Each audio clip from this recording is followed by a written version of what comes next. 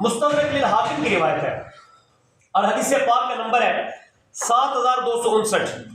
سرکار مدینہ صلی اللہ تعالی علیہ وسلم نے ارشاد فرمایا برو آباءکم، اے لوگو اپنے آباء و اجداد کی تکریم کیا کرو، عزت کیا کرو۔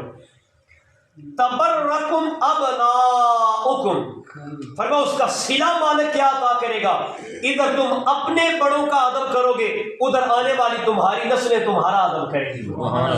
اور ساتھ فرمایا وَعِفُّوا عَن نِّسَاءِ النَّاسِ، لوگوں کی خواتین کی عزت و عصمت کی تکریم کرنے والے بن جاؤ۔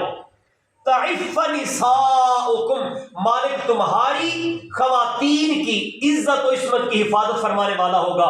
اور فرمایا وما تنزل الیہ فلم یقبل لم یرد علی الحوض، اور آقا کریم علیہ الصلوۃ والسلام نے ارشاد فرمایا کسی شخص کی ایک دوسرے کے ساتھ شکر رنجی ہو جاتی ہے، ناراضگی ہو جاتی ہے، جس سے ناراضگی ہوئی وہ معذرت کرنے کے لیے اپنے بھائی، اپنے دوست، اپنے یار کے بوہے پہ آ جاتا ہے، کس کے لیے؟ معذرت خواہی کرنے کے لیے۔ فرمایا پھر اس کی معذرت کو قبول کر لیا کرو۔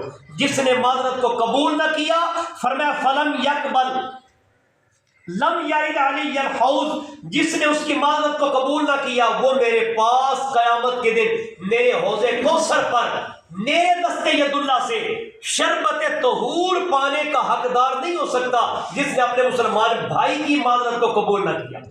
اب اس ایک حدیث پاک میں آقا کریم نے 3 چیزوں کو بیان کیا۔ کیا؟ اپنے والدین کی تکریم، اس کا صلہ کیا ہوگا کہ ہماری نسلیں ہماری تکریم کریں گی۔